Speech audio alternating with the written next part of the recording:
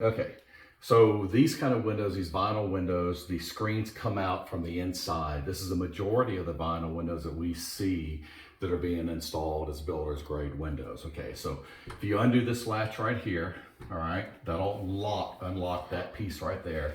So the bottom sash can come up. Now we need this sash to come out this way. So in order to do that, we're gonna pull these latches right here, okay, just like that. This is going to come out this way. Now you can get to the screen. The screen is going to have what's called an acorn latch inside of here. You're going to turn this acorn latch, you're going to turn it, and then the screen is going to come to you, and that's how you get it out, okay? Now, when you close this, pull these latches together, gently close it, and you can drop it back down. It is important that you lift this up. It has to be able to clear down here, okay?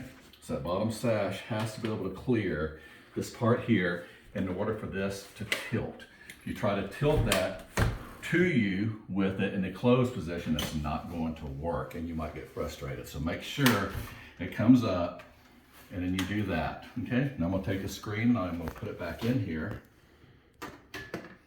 like this. Set my screen in there. I'm gonna turn those acorn latches, it's in. So then I'm gonna close this, down, lock, and we're good to go.